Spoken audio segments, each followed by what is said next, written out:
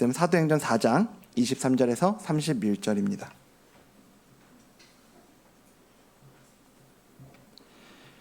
네, 사도행전 4장 23절에서 31절에 있는 말씀 제가 한 절, 여러분들 한 절 교독하도록 하겠습니다.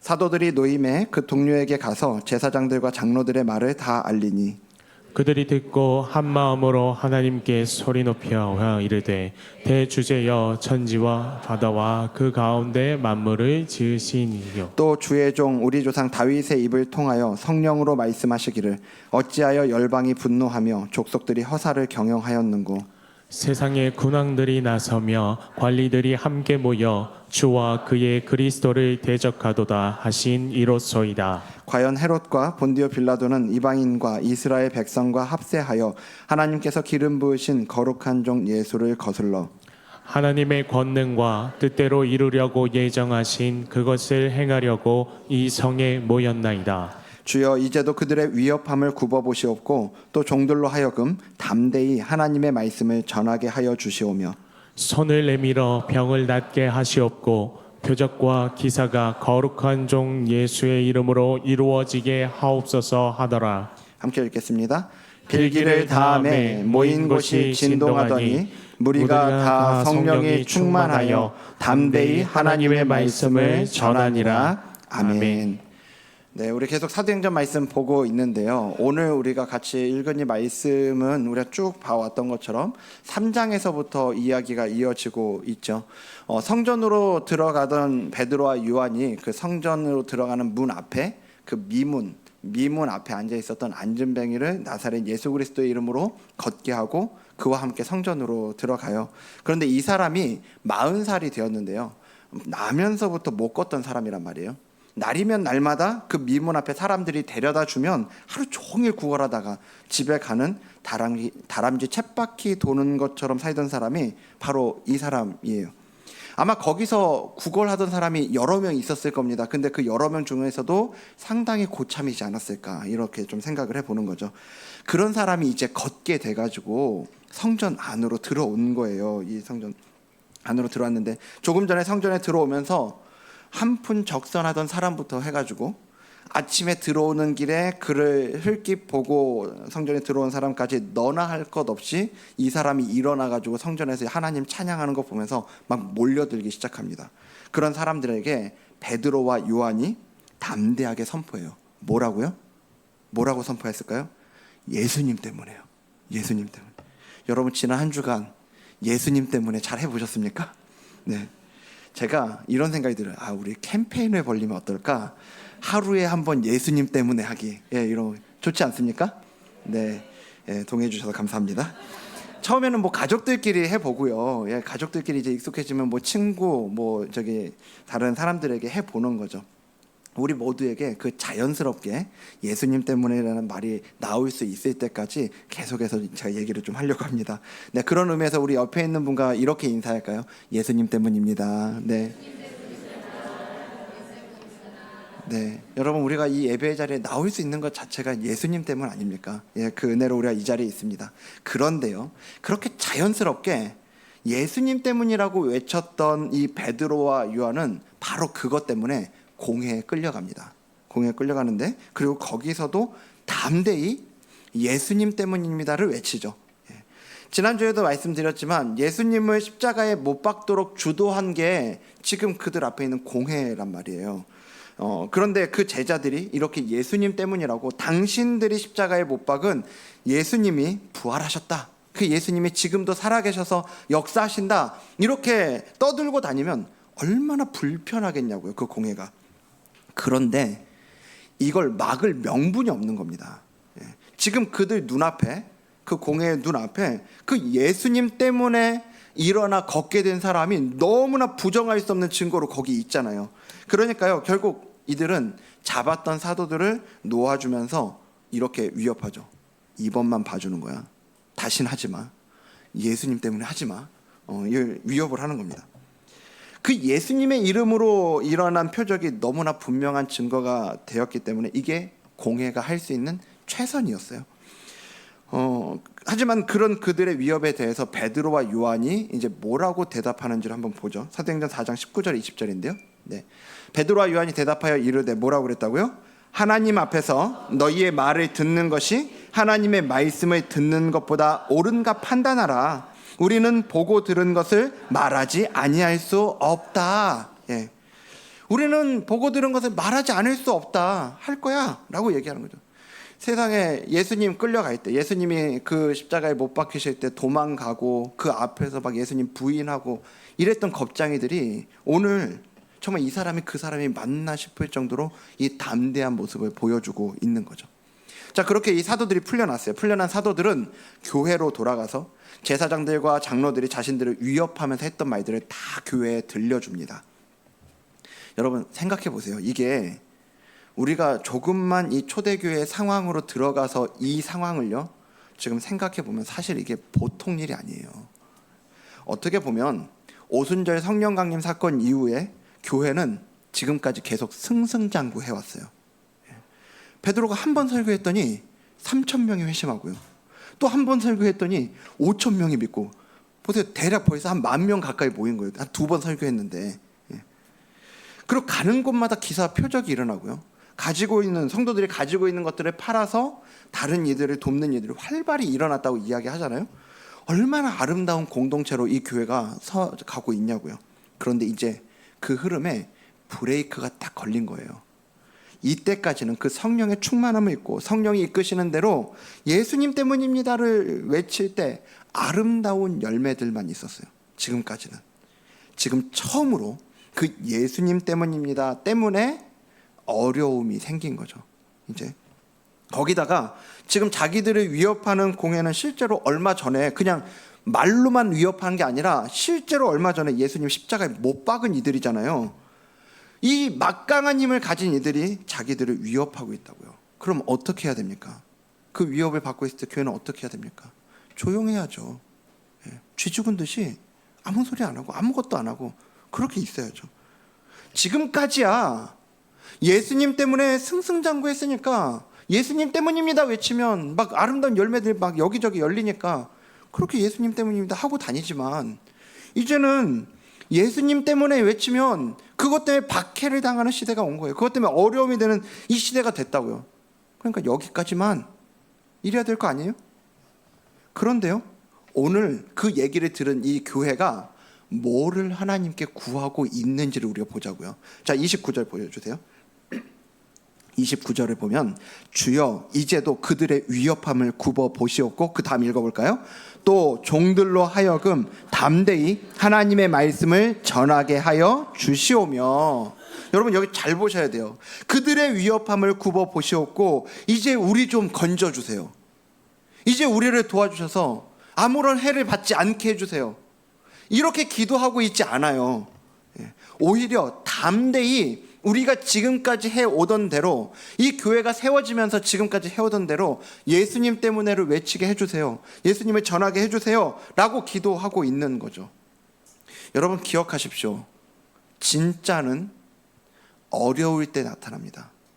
어려움을 당해봤을 때 진짜 그 안에 있는 게 뭔지가 판별이 되고 드러나게 되는 거죠.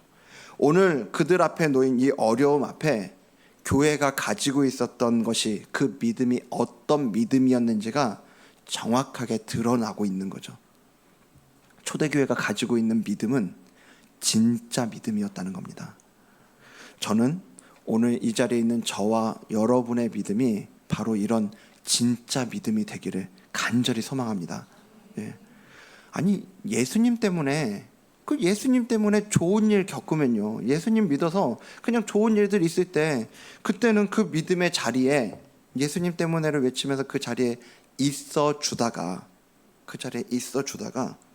인생의 풍랑이 몰아칠 때면 붙잡을 게 아무것도 없어가지고요, 바람에 겨와같이 휘날리는 그런 인생 되면 안 되잖아요.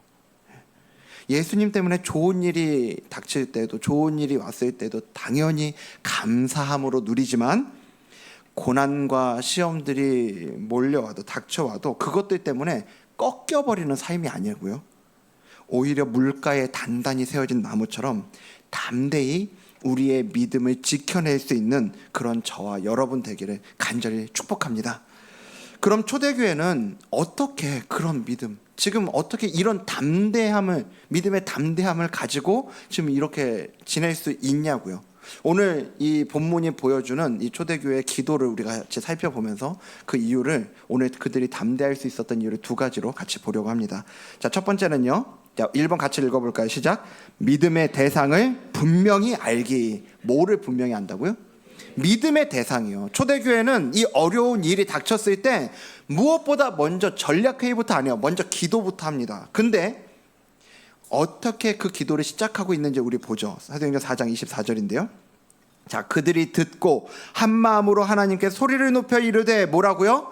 대주제여 천지와 바다와 그 가운데 만물을 지으니시오. 네, 여기 파란색으로 되어 있죠. 대주제라는 단어요. 저게 헬라어로 데스포테스라는 단어인데요. 주인, 소유자라는 의미를 가지고 있어요. 근데 어떤 것의 주인이고 소유자라는 거예요? 그 뒤에 나와 있죠. 천지와 바다와 그 가운데 만물이요. 이 모든 것들을 지으시고 그리고 마음대로 하실 수 있는 창조주 하나님을 고백하면서 그들의 기도를 시작하죠. 유대의 권력자들이 그들을 위협하고 이 예수님을 전하지 못하게 하는 이 상황에서 그들이 오늘도 담대할 수 있는 분명한 이유는요, 지금 그들이 믿고 있는 분이 어떤 분인지, 그들의 믿음의 대상이 어떤 분인지를 분명히 알았기 때문인 거죠. 여러분, 우리 하나님은 이 세상을 만드신 창조주 하나님이십니다. 믿으십니까? 예. 우리 여기 아멘 하지 않을 분 누가 있어요? 그런데요, 여러분, 진짜요.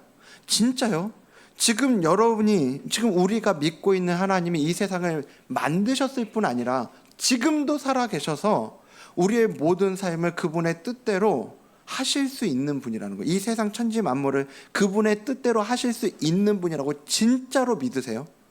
진짜로? 우리가요, 하나님을 믿어요. 하나님을 믿는데 우리가 생각보다 하나님이 어떤 분인지를 알고 믿지 못하는 경우들이 있습니다. 하나님 잘 모르는 거예요. 하나님 믿는다는데 하나님 잘 몰라요. 그냥 교회에 나오고 다 믿고 있다 하니까, 내 주변이 다 믿으니까 그냥 이렇게 교회에 나오는 게 믿음인가 보다, 내가 봉사하는 게 믿음인가 보다, 내가 뭐 하는 게 믿음인가 보다, 이렇게 생각을 하시는 경우도 있단 말이에요. 여러분, 근데 이 믿음은 어디서부터 출발하는 거냐면 믿음의 대상을 아는 것에서부터 출발하는 겁니다. 창세기 1장 1절 우리 다 알지 않습니까? 태초에 하나님이 천지를 창조하시니라. 우리가 이 창세기 1장 1절만 알아도요, 그리고 이 창세기 1장 1절만 정확하게 알고 믿어도 우리 인생이 달라집니다. 여러분, 한번 생각해 보세요. 태어났더니 아빠가 빌 게이츠예요. 상상만 해도 너무 좋죠. 아니, 태어나봤더니 아빠가 빌 게이츠예요. 아니, 이 얼마나 많은 인생의 문제가 벌써 해결되고 시작을 하는 거냐고, 그 인생 살아가는 거냐고요. 아니, 돈 조금은 아니죠. 돈이 아주 많은 아빠의 자녀로 태어나는 것도 그렇다면요, 나를 너무나 사랑해서 자기 아들의 십자가에 내어주시기까지 하신 분이, 그래서 그 예수님을 통해서 나 같은 죄인이 그분의 자녀가 될 수 있게 하신 분이, 돈이 엄청 많은 게 아니고 권력이 엄청난 게 아니고 그냥 이 세상 자체를 만드실 수 있는 능력을 가진 분이고요. 그리고 이 세상 어떤 것도, 심지어 저 날아다니는 참새 한 마리마저도 그분의 허락이 없으면 떨어질 수 없는, 말 그대로 이 세상의 주인이시라고요. 여러분, 그거 믿으십니까? 이 거짓말 같은 진짜가, 이 거짓말 같은 진리가 믿어지면 인생이 달라질 수밖에 없지 않겠냐고요. 여러분, 혹시 교회는 다니고 있지만 내 신앙이 힘이 없다, 좀 능력이 없는 것 같다, 영향력이 없는 것 같다, 무기력한 것 같다 생각되는 분들 계시다면, 과연 나는 이 믿음의 대상인 하나님을 내가 얼마나 알고 있는가, 그 하나님을 알기 위해 나는 어떻게 하고 있는가를 한번 돌아보셨으면 좋겠어요. 믿음의 조상이라는 그 아브라함 하면 빼놓을 수 없는 이야기가 여호와 일의 사건이잖아요. 그 아들 이삭을 바친 그 사건이요. 사실 이해가 되지 않는 사건이에요. 하나님이 정말 오랜 기간 기다리게 하셔서 그 이삭을 주실 때는 언제고 또 바치라고 하시는 것도 이해가 안 되고, 바치란다고 또 그거를 낼름은 아니고, 아무튼 이렇게 바친 아브라함도 이해가 안 되지 않아요? 이건 그냥 이해가 안 되는 사건인데, 하지만 분명한 건 아브라함은 순종해요. 근데 아브라함이 어떤 마음으로 순종했는가를 히브리서 기자는 이렇게 이야기를 하거든요. 자, 히브리서 11장 19절에 보면요, 그가 하나님이 능히, 그 다음 뭐라고요? 빨간색만 읽어볼게요. 이삭을 죽은 자 가운데서 다시 살리실 줄로 생각한지라. 그러니까 지금 아브라함은 하나님께서 이삭을 내가 드려도 죽어도 다시 살리실 거라고 이렇게 생각했다는 거잖아요. 근데 여러분 잘 생각하셔야 돼요. 이게 히브리서 기자는 이렇게 기록을 하고 있는데, 아브라함 입장에서 생각하면요, 아브라함이 이삭을 바치러 갈 때 그 전에 죽었다가 살아난 사람을 본 적이 있어요, 없어요? 당연히 없죠. 아브라함한테는 이런 계산이 없었을 거란 얘기예요. 하나님이 어떻게 하실 거라는 걸 몰랐을 거라는 얘기인 겁니다. 지금 여기에서 얘기하고 있는 건 뭐냐면, 히브리서 기자는 죽었다 살아난 사람을 봤어요, 못 봤어요? 알아요, 몰라요? 히브리서 기자는 알잖아요. 우리 예수님 아니까 이렇게 표현을 하는 거죠. 아브라함이 갖고 있는 믿음은 정확하게 이런 계산된 믿음이 아니고요, 나는 잘 모르겠는데, 어떻게 하실지는 모르겠는데 하나님이 분명히 네 자손이라고 칭할 자는 이삭으로 말미암을 거라고 말씀하셨고, 그 말씀을 이루시려면 내가 죽여도 다시 살려내시겠지. 뭐 살려내시든지 어떻게 하시겠지. 어떻게든 하나님 말씀하신 걸 이루시겠지. 이 믿음이 아브라함의 믿음이었다고요. 자, 그걸 볼 수 있는 게 창세기 22장 1절이에요. 창세기 22장 1절 보면, 자, 1절 제일 앞에 네 글자만 읽겠습니다. 시작. 그 일 후에. 이 창세기 22장에 있는 사건이 지금 우리가 얘기하는 여호와 일의 사건이잖아요. 근데 이 여호와 일의 사건을 이야기하면서 그냥 하나님이 아브라함을 시험하시려고 라고 시작하지 않아요. 이 앞에 분명히 그 일 후에라고 시작해요. 무슨 얘기예요? 이 뒤에 나오는 여호와 일의 사건이 이 바로 앞에 나와 있는 것과 긴밀한 연관관계가 있다라는 얘기 아니에요? 예. 네, 동의해 주시는 거죠. 네. 자, 그럼 이 앞에 뭐가 있냐? 이 앞에 있는 거 창세기 21장 33절 34절, 예, 바로 앞에 나오는 말씀이거든요. 아브라함은 브엘세바에 에셀나무를 심고, 거기서 빨간색만 읽겠습니다. 영원하신 하나님 여호와의 이름을 불렀으며. 예. 어떤 이름이 불렀다고요? 영원하신 하나님, 영원하신 하나님이요.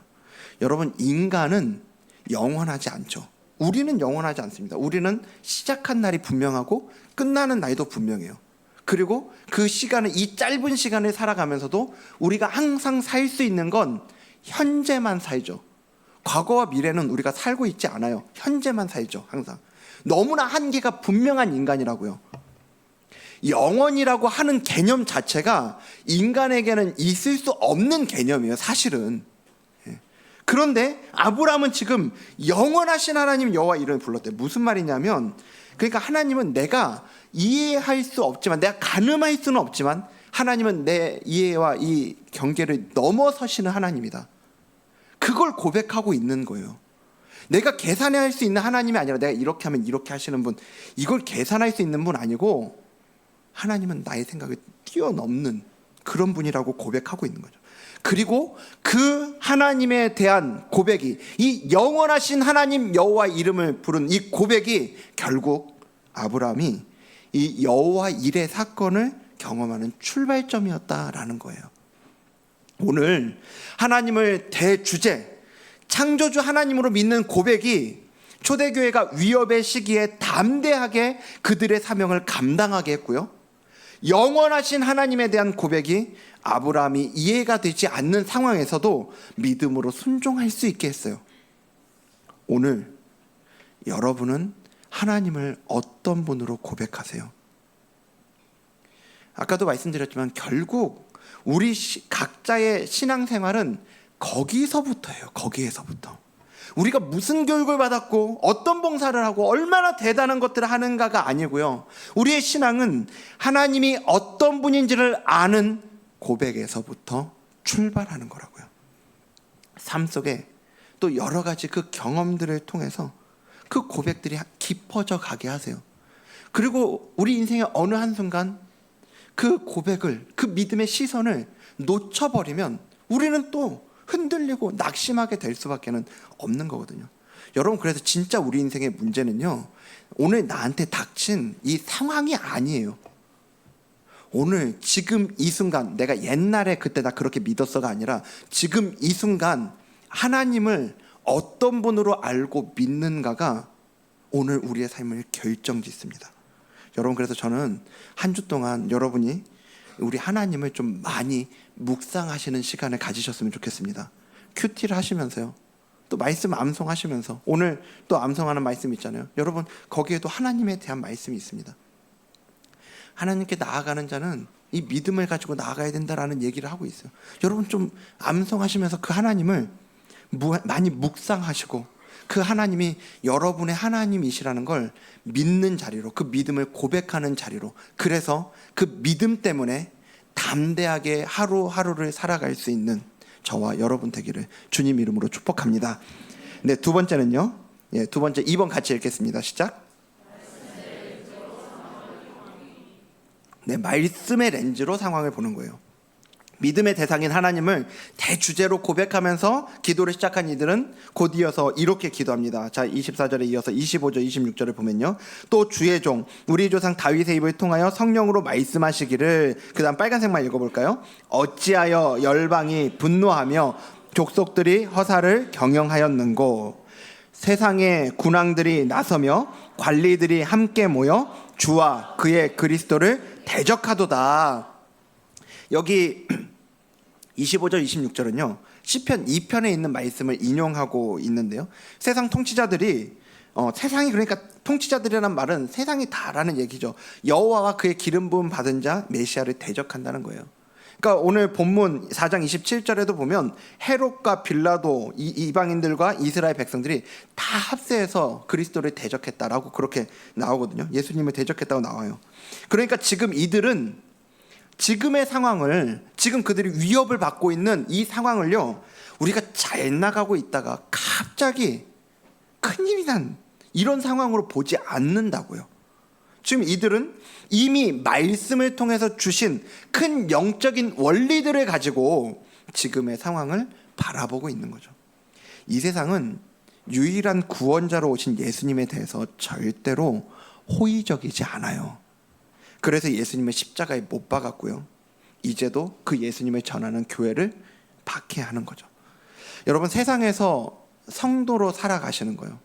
믿음을 가진 신자로, 성도로 살아가시는 거 어떠세요? 쉽지 않지 않으십니까? 꼭 기억해야 할 건, 우리가 세상에 예수님 때문에를 외치면서 예수님 전하는 성도로 살아가는 건 반대와 반발이 있는 게 지극히 정상이라는 겁니다. 우리가 세상에서 주님을 따르는 제자답게 살아가면 살아갈수록요, 그건 더 에너지가 들어가고 힘들 수밖에 없다는 거예요. 아니, 사람들이 나한테 뭐라고 하기 전에, 어떤 거 하기 전에 이미 내 안에서도 그 부대낌이 있어요. 내 안에서도 그 영적인 씨름이 있어요.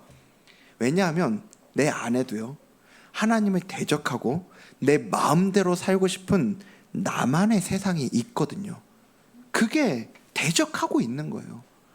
그리고 사람들의 실제적인 반대와 그런 저항과 부딪히는 일들도 있어요. 실제로 지금 우리 주변에 그 복음이 들려져야 할 태신자를 작정하고 우리 기도하고 있잖아요. 그렇죠? 근데 어떤 성도님이 그러시더라고요. 이 태신자를 작정을 했는데요, 가족분 중에 몇몇 분을 이렇게 적은 거예요. 근데 그 전까지 그렇게 사이가 좋고 문제가 없었던 분들인데, 태신자로 작정하고 기도를 시작하면서부터 희한하게 그분하고 불편한 일들이 막 발생하더라는 거예요. 그래서 이분이 고민하셨다고 그러더라고요.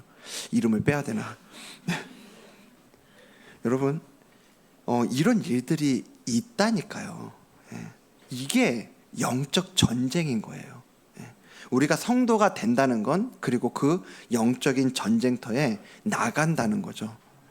어떤 분들은 뭐 그렇게 생각하실 수 있습니다. 그러니까 뭐든지 좀 적당히 하는 게 좋다. 적당히.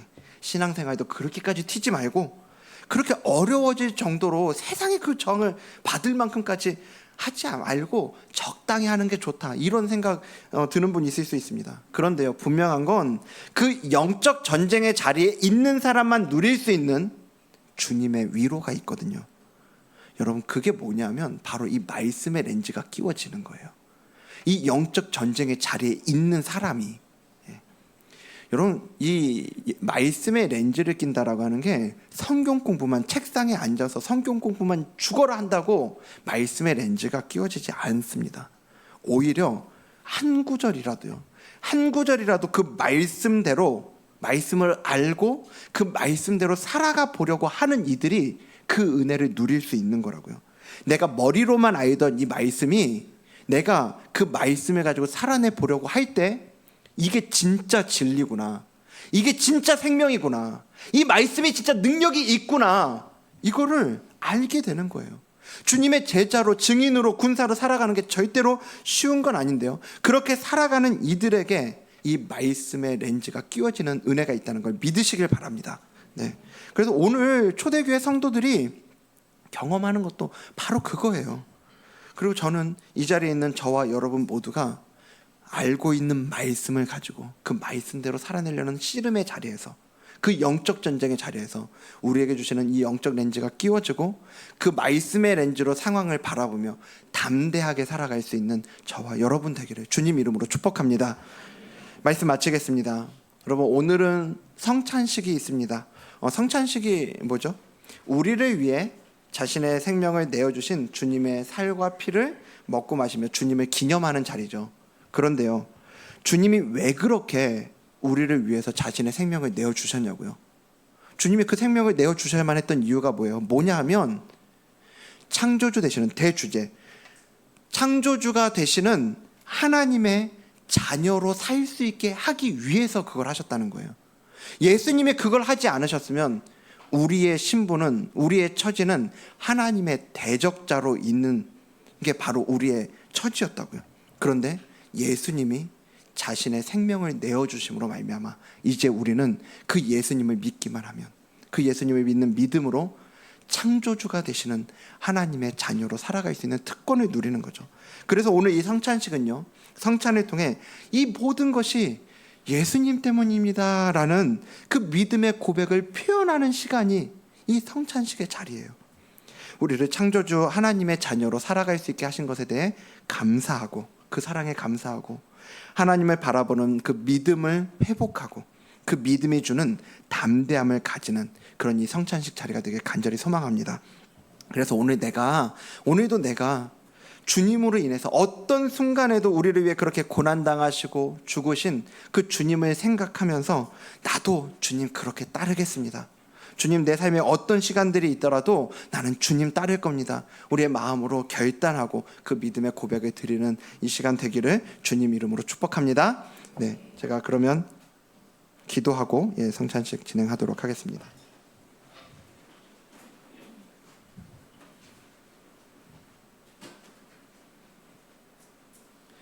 좋으신 하나님, 오늘 우리에게 이 성찬 예식을 허락하셔서 감사합니다.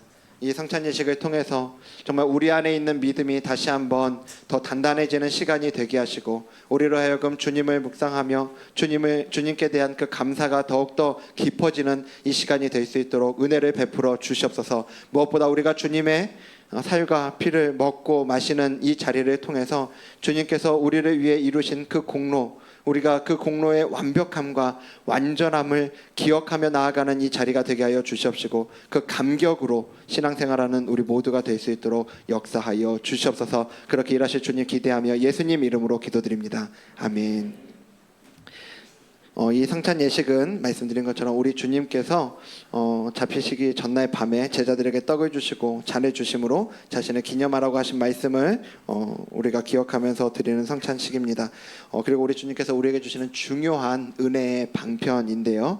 우리가 오늘 떡과 잔을 대할 때 나를 위해서 그 십자가에서 죽으신 주님 깊이 묵상하는 시간 되길 바랍니다. 우리가 또 이 성찬의 자리로 나아갈 때요, 교회에서는 성도들이 이 성찬의 의미를 정확하게 알고 또 참여할 수 있도록 자격 요건을 드리고 있습니다. 바로 자신의 믿음을 고백하고 세례와 입교를 받은 분들만 이 성찬 예식에 참여하실 수가 있습니다. 그리고 혹시 자격 요건이 갖췄다 할지라도 주님과 연합된 삶을 살지 못했거나 내 욕심대로 살았거나 죄를 범하였거나 주님 앞에 부끄러운 일들이 있었다면 참여하고 회개하는 마음으로 그렇게 기도하신 이후에 이 성찬에 참여해 주시면 감사하겠습니다. 이제 세례와 입교를 받은 분들로 이 성찬에 참여하실 분들은 자리에서 일어나 주시면 감사하겠습니다. 네, 그래서 기도하시면서 기다리시다가요, 성찬위원들에게 떡을 받으시면 그대로 자리에 앉으셔서 계속 기도하면서 기다리시다가 저희가 같이 함께 공동체적으로 이 떡을 먹도록 하겠습니다.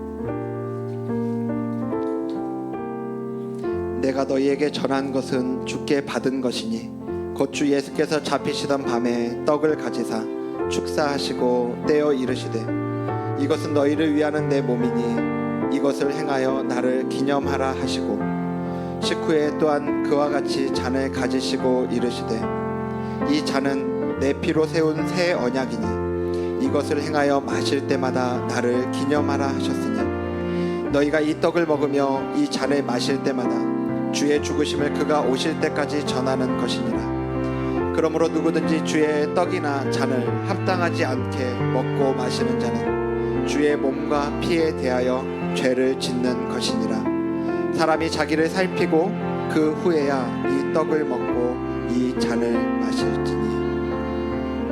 수고하고 무거운 짐진 자들아 다 내게로 오라.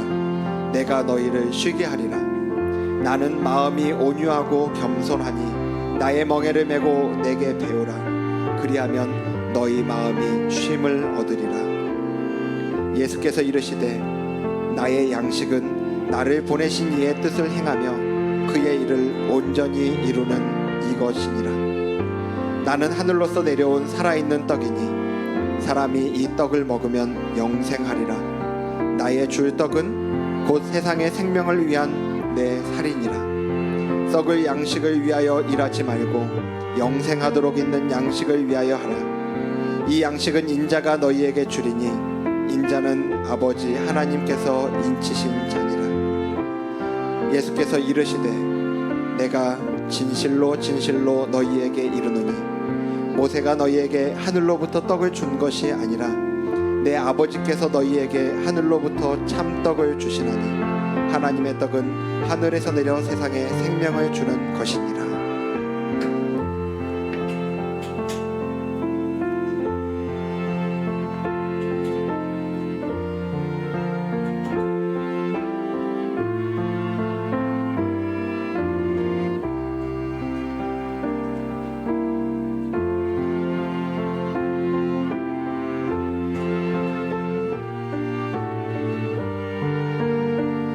떡은 예수님의 십자가에 찢겨진 살을 의미합니다. 이 시간 고난당하신 주님 묵상하며 나의 죄를 회개하는 기도를 드리며 나아가겠습니다. 함께 기도하겠습니다.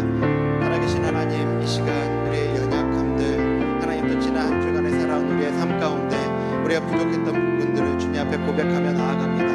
하나님, 정말 우리가 살아가는 이 삶 가운데 주님을 향한 믿음의 시선을 놓칠 때가 있었고 하나님 또 우리가 그 불신앙으로 살아갔던 그 삶의 모습들이 있음을 고백합니다.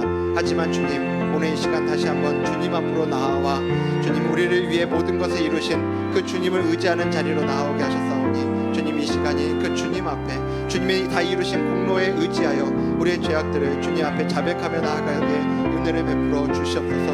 아버지 하나님, 또한 우리의 그 모든 연약함들 주님 앞에 아뢰며 나아갈 때 우리의 연약함이 있지만 주님 우리의 어떠함이 아닌 우리의 모든 것이 되어주시고 우리의 완벽이 되어주시는 그 주님께서 오늘 우리를 다시 한번 건립해 주시는 이 시간 될 수 있도록 역사하여 주시옵소서.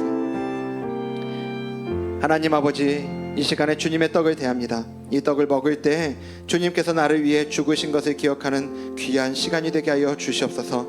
이 떡이 우리의 입속에 들어가서 부서지는 것처럼 우리 주님의 귀한 육체가 십자가에서 깨어지고 부서진 것을 기억하게 하여 주시옵시고, 이 떡을 대할 때 우리의 모든 짐들이 내려놓아지며 새 생명으로 회복되는 복된 시간, 또 주님과 연합된 삶을 살아가며 우리의 삶에 우리 주님이 주인 되셔서 날마다 생명의 양식 되신 주님을 신뢰하며 살아가게 하여 주시옵소서. 우리의 모든 것 되신 예수님의 이름으로 기도드립니다. 아멘. 주님의 살이 찢긴 것처럼 이제 받으신 떡을 상징적으로 반으로 나누어서 드시겠습니다.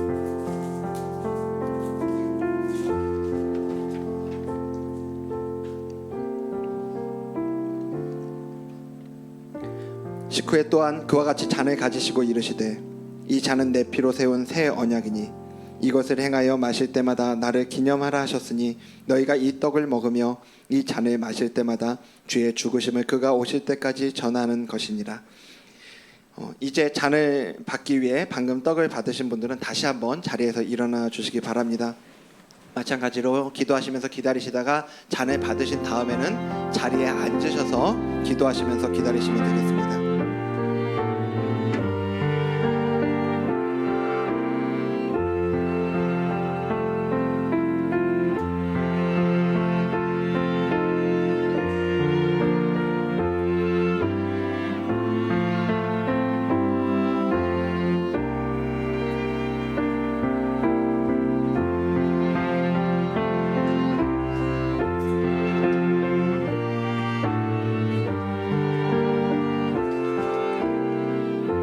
그는 실로 우리의 질고를 지고 우리의 슬픔을 당하였거늘 우리는 생각하기를 그는 징벌을 받아 하나님께 맞으며 고난을 당한다 하였노라. 그가 찔림은 우리의 허물 때문이요 그가 상함은 우리의 죄악 때문이라. 그가 징계를 받음으로 우리는 평화를 누리고 그가 채찍에 맞음으로 우리는 나음을 받았도다. 우리는 다 양 같아서 그릇 행하며 각기 제 길로 갔거늘 여호와께서는 우리 모두의 죄악을 그에게 담당시키셨도다.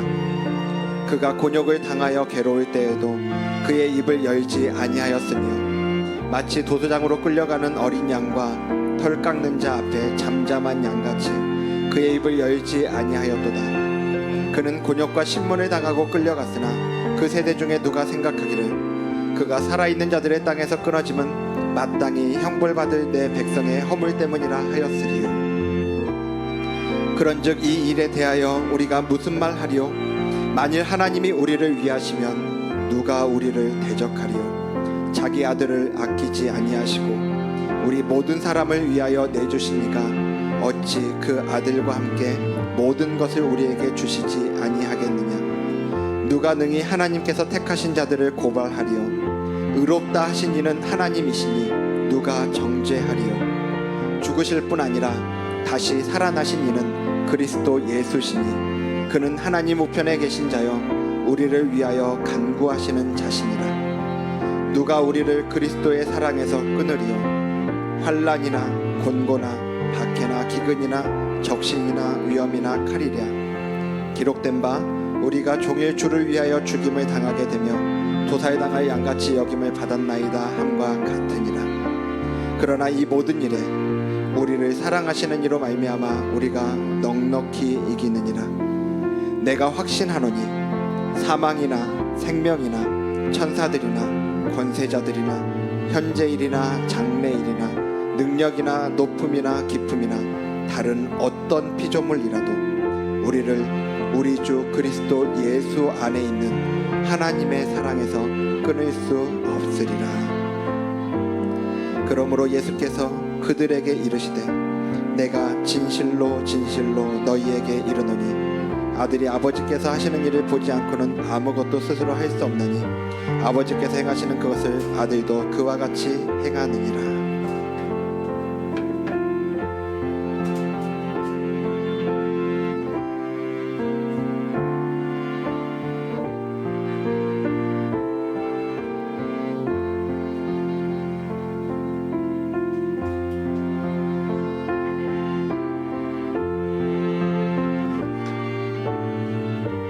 우리의 죄를 씻고 다시 정결케 하는 유일한 길은 오직 예수 그리스도의 피를 의지하는 것 외에는 없습니다.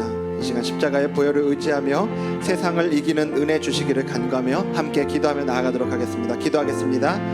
살아계신 하나님, 이 시간 그리스도의 십자가의 보혈을 의지하며 나아갑니다. 주님, 정말 우리의 힘으로는 내 안에 있는 이 세상과 이 죄와 싸울 수 있는 힘이 없음을 고백합니다. 주님, 우리의 그 모든 연약함을 주님께 아뢰며 주님의 도우심을 구하오니 주여 오늘 우리를 긍휼히 여겨주시고 우리를 하여금 세상 가운데 그 믿음을 가지고 살아낼 수 있는 은혜를 베풀어 주시옵소서. 우리의 모든 삶이 정말 주님 손안에 있음을 고백합니다. 오늘 우리가 살아가는 삶 어떤 것도 주님께서 은혜를 주시지 않으면 당연한 것은 없음을 고백하오니 주님, 그 은혜가 오늘 이 시간 다시 한번 우리를 뒤덮게 하시고 주님의 그 보혈의 공로가 우리를 사로잡음으로 말미암아 그 보혈의 공로가 주는 담대함과 하나님 그 보혈의 공로가 주는 주님 그 믿음의 주님 신분들을 가지고 우리 모두가 담대함으로 나아갈 수 있도록 은혜를 베풀어 주시옵소서. 좋으신 하나님,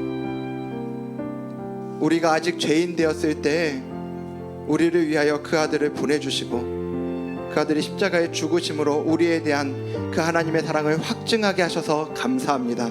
하나님, 이 시간 우리가 이 주님의 피를 대할 때, 주님의 피를 마실 때 그 보혈의 공로를 의지함으로 그 보혈의 공로가 다시 한번 우리를 새롭게 하시고 우리로 하여금 새로운 피조물로 나아가게 하실 것을 믿음으로 감사함으로 나아가는 이 시간 되게 하여 주시옵소서. 그렇게 허락하실 은혜를 기대하며 예수님 이름으로 기도드립니다.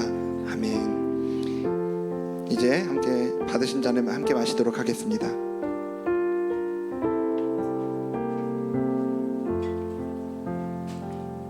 마신 잔은 우측으로 전달해 주시고 제일 우측에 계신 분이 의자 옆에 있는 수거용 비닐에 넣어주시면 감사하겠습니다.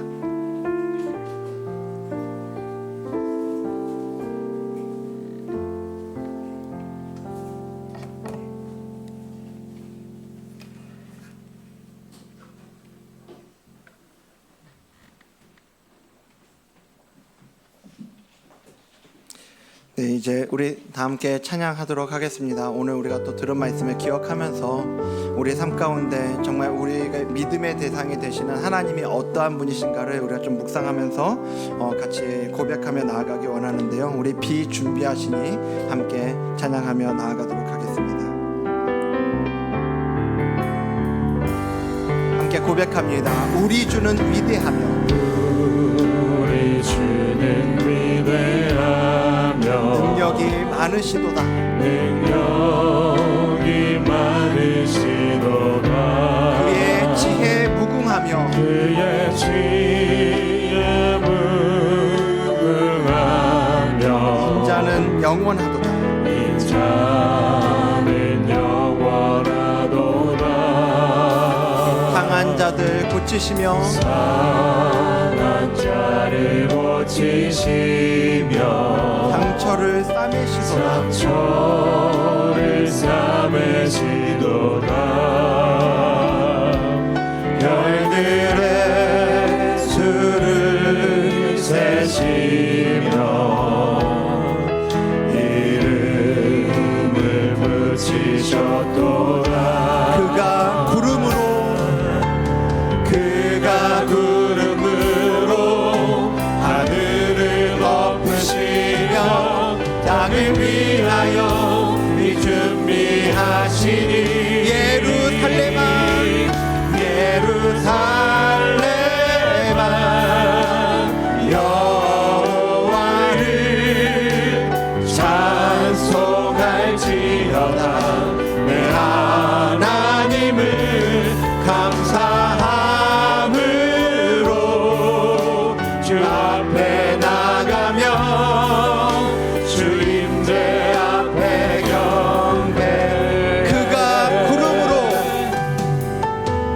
그가 구름으로 하늘을 덮으시며 땅을 위하여 길을 준비하시는 분이십니다. 그가 구름으로 하늘을 덮으시며 땅을 위하여 길 준비하시니 예루살렘아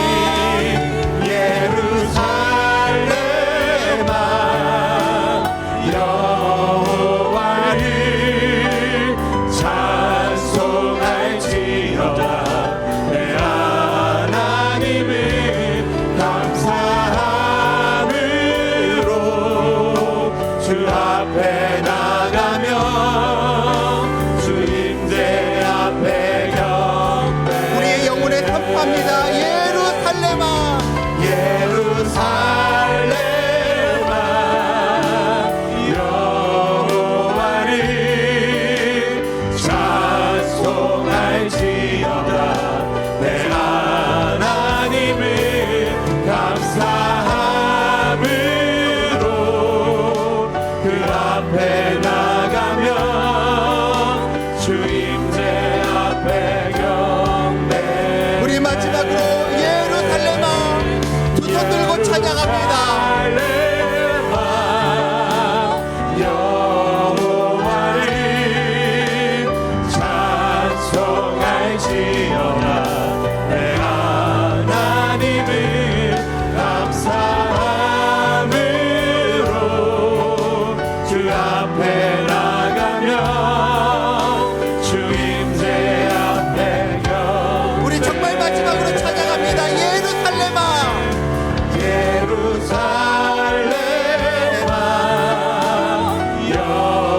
여호와를 찬송할지어다. 내 하나님을 감사함으로 그 앞에 나가며 주 임재 앞에 경배. 네, 우리 같이 기도하겠습니다. 이제 장마가 시작되면서 비가 내리거든요. 비가 내리면 온 세상이 이 비에 다 젖습니다. 어디서도 자유로울 수 없어요. 오늘 우리가 좀 그 은혜를 구했으면 좋겠습니다. 하나님, 나의 한 주간의 삶이 정말 창조주 하나님이 내 삶 가운데 베풀어 주시는 그 은혜로 어디도 피할 수가 없는 그 은혜로 덮여지는 삶이 되게 하여 주시옵소서.